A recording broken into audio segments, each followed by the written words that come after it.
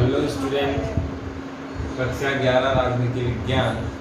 हम पढ़ रहे थे मूल अधिकार और मूल अधिकारों के बाद अगला बिंदु था इसमें नीति के निर्देशक तत्व। आज हम जो पढ़ने वाले हैं निर्देशक तत्वों में सामाजिक आर्थिक अधिकार नीति निर्देशक तत्व हमने पढ़ लिए थे।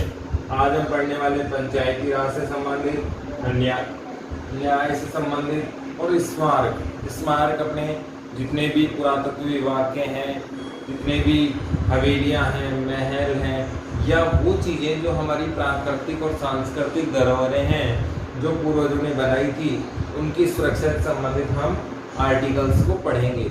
ये भी राज्य की रेस्पॉन्सिबिलिटी है, निर्देशक तत्वों का भाग है कि राज्य प्रत्येक चीज को संरक्षित रखे।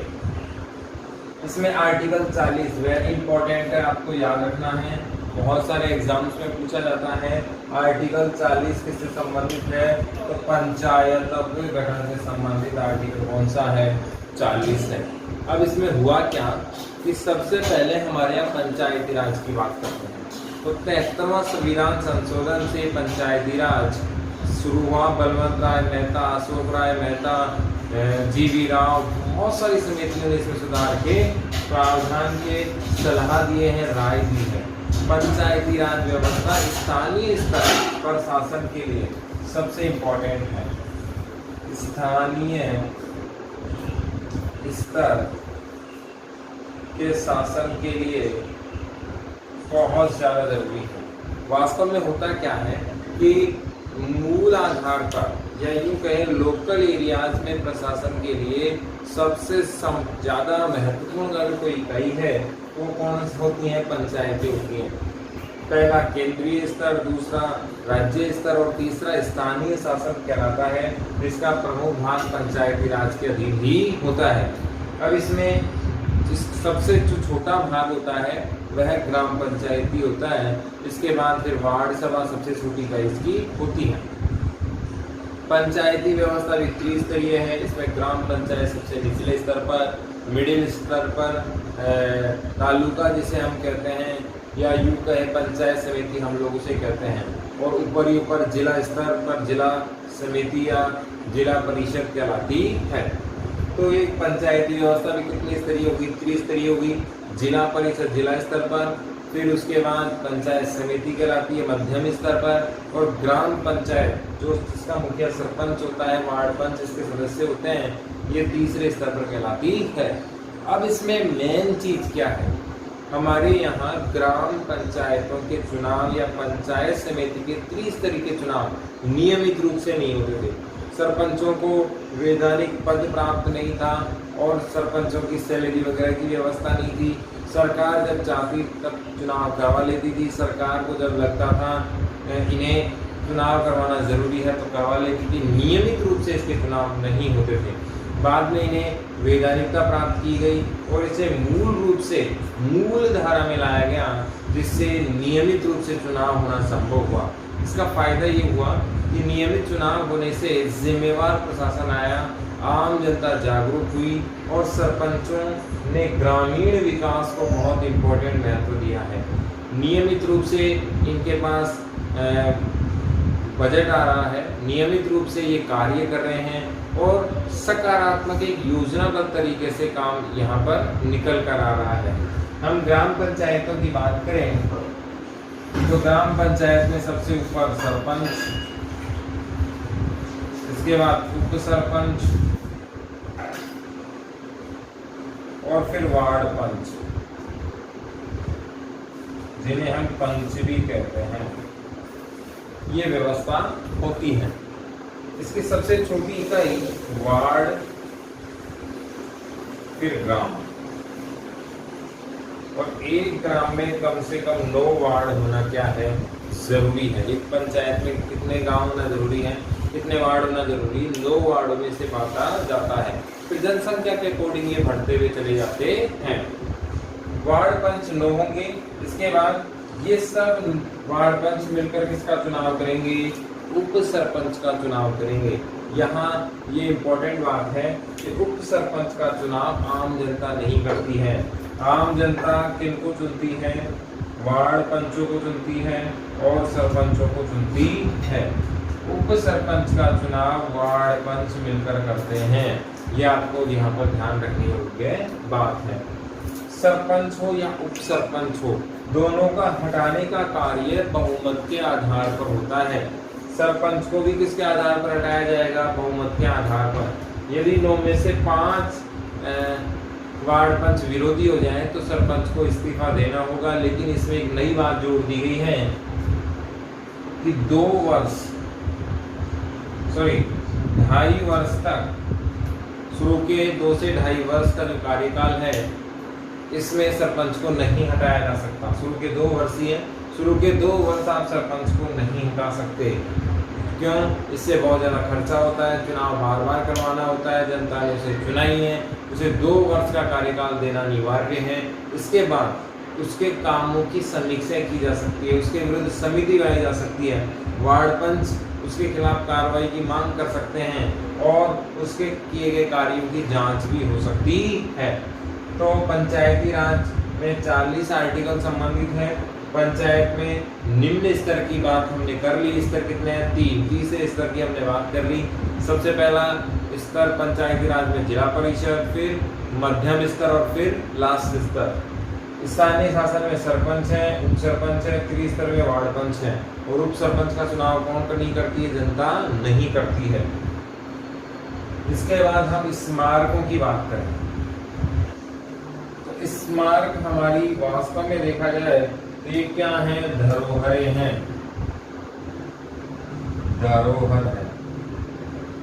आपने देखा होगा किसी भी देश में कोई भी नागरिक विदेशी यदि आता है तो उस देश की धरोहरों को देखने आता है, संस्कृतियों को देखने आता है, सभ्यता को समझता है, भाषा को देखता है, पहनावे को देखता है, खान पान को देखता है और उससे हमारा आकलन होता है। जैसे फॉर एग्जाम्पल, वैसे एग्जाम्पल इतना परफेक्ट नहीं बैठता है, हम किसी भी अंग्रेज को देखते हैं तो हमारे दिमाग में आता है ये पैसे वाला व्यक्ति है, बहुत संपन्न व्यक्ति है। क्यों? ऐसा क्यों हुआ? क्योंकि कहीं ना कहीं अंग्रेजों की छवि हमारे दिमाग में एक बहुत पैसे वाले लोगों की है। जैसे ही हम वेस्ट इंडीज, दक्षिण अफ्रीका के लोगों को देखते हैं तो कहीं ना कहीं पुअर पीपल की छवि हमारे देश में बनी हुई है। कहीं ना कहीं हमारी जो छवि बनी हुई है वो पूर्वाग्रह से ग्रसित है।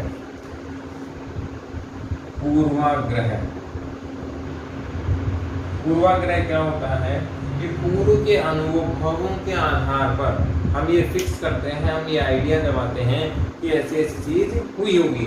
तो स्मारक भी हमारी प्राचीन परंपरा से संबंधित होते हैं।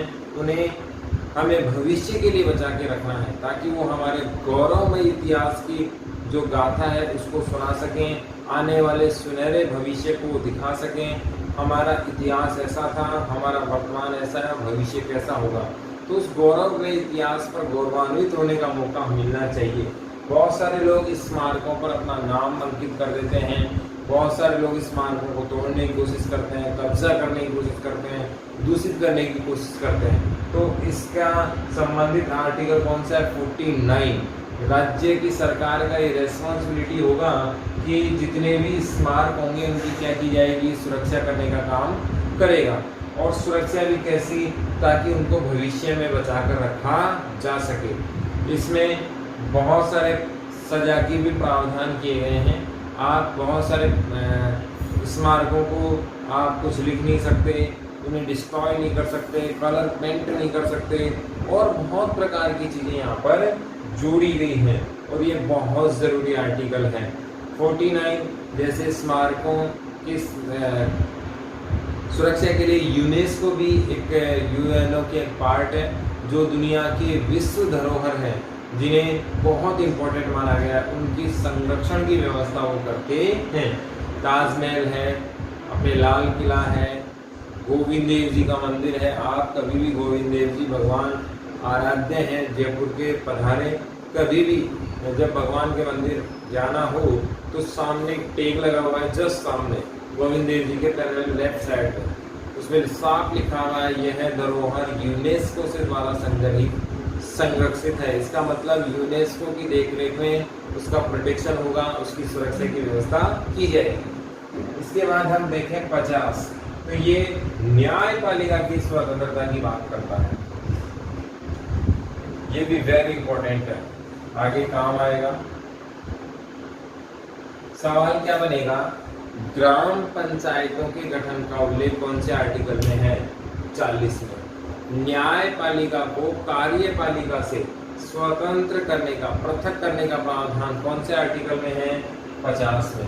तो न्यायपालिका से कार्यपालिका अलग हो जाएगी या अलग रहेगी, कौन से आर्टिकल में है? 50 में है। ई का मतलब यहाँ आर्टिकल है, 40A नहीं है, ये आपको ध्यान में रखना है। अब न्यायपालिका की स्वतंत्रता क्यों जरूरी है, इस पर बात करते हैं।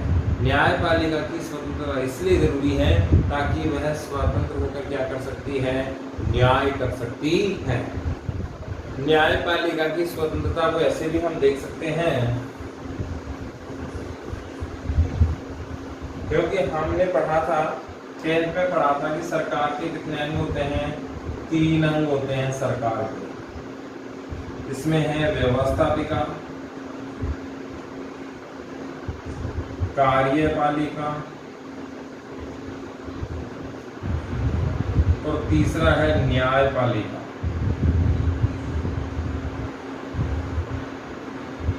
हम जानते हैं कि व्यवस्थापिका संसद होती है,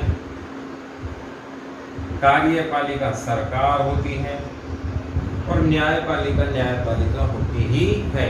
और हम ये भी जानते हैं कि सरकार का कार्य होता है शासन का संचालन करना, किसके निर्देशानुसार? संविधान के निर्देशानुसार, संसद के अधीन होकर। आप जानते हैं कार्यपालिका किसके प्रति जिम्मेवार होती है? हमेशा संसद के प्रति जिम्मेवार होती है। न्यायपालिका कैसी होती है? इंडिपेंडेंट होती है, बिल्कुल फ्री होती है। न्यायपालिका को हटाने का कार्य किसका है? व्यवस्थापिका का है। तो कहीं ना कहीं एक क्या बन गया? चक्र बन गया। कार्यपालिका दादागिरी नहीं कर सकती क्योंकि क्या है? न्यायपालिका है और व्यवस्थापिका है। एक एक का देखते हैं हम लोग। व्यवस्थापिका दादागिरी नहीं कर सकती क्योंकि 5 साल बाद कहाँ जाना है? जनता के सामने जाना है। और न्याय व्यवस्थापिका यदि कोई गलत कानून बनाती है तो यहाँ पर एक शब्द आया है न्यायिक पुनरावलोकन। न्यायिक पुनरावलोकन, इसका मतलब ये होता है कि यदि कोई कानून गलत बन भी गया, संविधान का उल्लंघन कहीं हो भी गया, तो इसके जरिए व्यवस्थापिका के द्वारा बनाए गए कानूनों की समीक्षा संभव है और उन्हें रिकॉल किया जा सकता है, हटाया जा सकता है, उसके किसी भाग को हटाया जा सकता है या इस पूरे कानून को ही हटाया जा सकता है इसके जरिए, न्यायिक पुनरावलोकन के जरिए। तो व्यवस्थापिका पर इस प्रकार से नियंत्रण रहेगा। एक तो इसको कहाँ जाना होता है? जनता के सामने चुनाव लड़ने जाना होता है। दूसरा, ये क्या कर सकते हैं? इसके द्वारा बनाए गए कानूनों की समीक्षा भी संभव है। आपको ये भी ध्यान होना चाहिए, व्यवस्थापिका का सबसे महत्वपूर्ण कार्य क्या है? कानून का निर्माण करना। क्या है? कानून का निर्माण करना।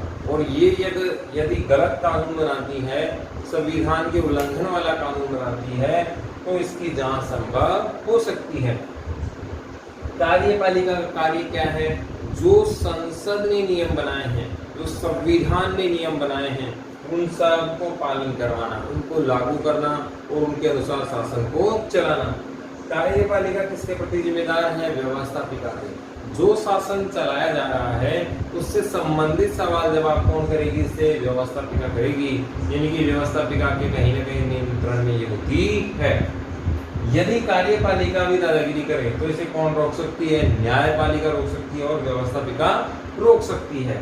अब न्यायपालिका ही दादागिरी करने लग जाए तो क्या होगा? तो न्यायाधीशों को हटाने की व्यवस्था कहाँ की गई है? व्यवस्थापिका संसद में की गई है, महाभियोग के जरिए।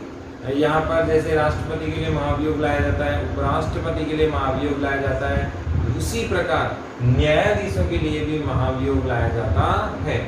तो कहीं न्यायपालिका दबाव में ना आ जाए और कार्यपालिका से अलग करने की व्यवस्था कौन सा आर्टिकल करता है? 50 करता है। अब सवाल उठता है, न्यायपालिका की स्वतंत्रता क्यों जरूरी है? न्यायपालिका की स्वतंत्रता इसलिए जरूरी है क्योंकि न्यायपालिका यदि प्रेशर में रहेगी तो कार्य नहीं कर पाएगी। इसीलिए न्यायपालिका को स्वतंत्र रखा गया है ताकि वो स्वतंत्र होकर कार्य कर सके बिना भेदभाव। तो में अगला नीति निर्देशक तत्व है अंतर्राष्ट्रीय शांति और सुरक्षा से संबंधित नीति निर्देशक तत्व। 12th बोर्ड में सीधा सवाल आया था, अंतर्राष्ट्रीय शांति और सुरक्षा से संबंधित निर्देशक तत्वों को स्पष्ट कीजिए। यहाँ पर था आर्टिकल 51। आर्टिकल 51 किससे संबंधित है? अंतर्राष्ट्रीय शांति और सुरक्षा से संबंधित है। इसमें क्या क्या दिया गया है? राज्य अंतर्राष्ट्रीय शांति और सुरक्षा को बढ़ाने का प्रयास करेगा। राज्य कोई ऐसा कार्य नहीं करेगा जिससे अंतर्राष्ट्रीय शांति को बाधा पहुंचे, उसके प्रयासों को बाधा पहुंचे। यहाँ आपको ये ध्यान रखना है कि राज्य का मतलब क्या है? देश ही है। राज्य प्रत्येक वह कार्य करेगा जिससे पूरे विश्व में क्या हो? शांति हो और उसको लगातार आगे भी लेके जाया जा सके। विश्व में न्यायपूर्ण समानता के संबंध, विश्व में कहीं भी अराजकता का माहौल पैदा नहीं करेगा, न्यायपूर्ण व्यवस्थाओं को स्थापित करेगा और सबसे इम्पोर्टेंट बात, समानता का संबंध रखेगा। हम गुटबाजी में विश्वास नहीं रखेंगे, हम सैन्य गुटों में शामिल नहीं होंगे, भेदभावपूर्ण, द्वेषपूर्ण और अराजकतावादी, आतंकवादी विचारधाराओं का समर्थन हम नहीं करेंगे। कुल मिला के सब जो हमारे लिए हैं वो सब बराबर हैं। वसुधैव कुटुंबकम की विचारधारा का हम समर्थन करते हैं। पूरा विश्व मेरा परिवार है, इस बात का हम समर्थन करते हैं। और हम वो लोग हैं जो पूरे विश्व के कल्याण की बात करने वाले हैं। अंतर्राष्ट्रीय संधि और कानूनों को मानेगा। भारत हमेशा से अंतर्राष्ट्रीय संगठन हो, अंतर्राष्ट्रीय संधियां हो, अंतर्राष्ट्रीय कानून हो, हम बिल्कुल 100% उनके समर्थन में रहे हैं और इसका लाभ भी मिला है। भारत यूएनओ का हर हाल में समर्थन करता है, जबकि पाकिस्तान और चीन बहुत बार यूएनओ के उल्लंघन कर चुके हैं, इनके आदेशों को नहीं मानते हैं। बहुत सारे मामलों में यूएनओ का उल्लंघन हमें देखने को मिलता है, लेकिन भारत ने कभी भी किसी भी अंतर्राष्ट्रीय संधि और कानून का उल्लंघन नहीं किया है। ये हमारे पॉलिसी में है, विदेश नीति का हिस्सा भी है। विवादों को हम झगड़े से नहीं, मध्यस्थता से सुलझाएंगे, बातचीत से सुलझाएंगे। कुल मिला के कहा जाए तो हम एक आदर्श देश है, जिम्मेवार देश है। हम हमारे नागरिकों के साथ सामने वाले नागरिकों को, विश्व को भी हम शांति देना चाहते हैं, सुरक्षा देना चाहते हैं। हमारे लिए जितने इम्पोर्टेंट भारत के नागरिक हैं उतने ही पूरे विश्व और दूसरे देशों के नागरिक भी हैं। भारत सबसे ज़्यादा जोर देता है अंतर्राष्ट्रीय शांति और सुरक्षा पर, क्योंकि हमारे विचार गांधी से मिलते हैं, हमारे विचार अहिंसा से मिलते हैं और हम पहले वार ना करने की पॉलिसी पे कार्य करते हैं। लेकिन व्यवस्थापूर्ण हमें हमारी सुरक्षा, डिफेंस में युद्ध भी लड़ने पड़े हैं। यही कारण रहा हमें 5 युद्ध हमारे ऊपर थोप दिए गए, 4 युद्ध पाकिस्तान से और 1 युद्ध चीन से। यहाँ से सवाल बना, अंतर्राष्ट्रीय शांति और सुरक्षा से संबंधित नीति निर्देशक तत्व कौन से हैं? तो 51 केवल इससे संबंधित है। इसमें ये 3-4 बातें हैं। भारत विश्व शांति का समर्थन करता है।